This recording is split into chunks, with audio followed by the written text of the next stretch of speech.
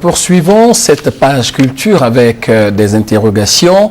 Est-il possible d'offrir de l'eau potable aux populations en période de crise? Que doivent faire les agents qui travaillent dans ces services publics pendant ces conflits? Autant de questions auxquelles Yoboué Descor donne des réponses dans son ouvrage intitulé « Le service public de l'eau potable en période de crise, le cas de notre pays, la Côte d'Ivoire ». La réponse avec Zani Gabriel et Francis Boifo. C'est connu de tous, l'eau est indispensable à toute activité humaine, donc source de vie. Malheureusement, ce liquide précieux se fait rare en situation de crise armée. Il faut relever les défis et assurer le service minimum pour soulager les populations. Voilà ce qui a conduit Yoboué Descor Venance à écrire cet ouvrage intitulé « Le service public de l'eau potable en période de crise, cas de la Côte d'Ivoire ».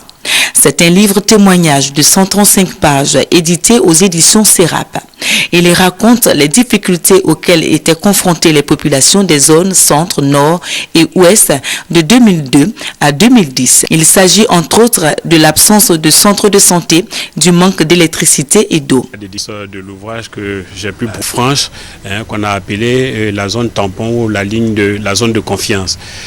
De part et d'autre de cette ligne-là, un certain nombre. Plus qu'un livre témoignage, l'œuvre interpelle les parties en conflit sur la nécessité de protéger les sites publics durant les crises, l'obligation pour une entreprise de production d'eau de fournir de l'eau potable aux populations. Le service public de l'eau potable en période de crise, cas de la Côte d'Ivoire, invite par-dessus tout au respect du droit international humanitaire des pays en crise. Son auteur, Yoboué Descor Venance, est ivoirien et scientifique.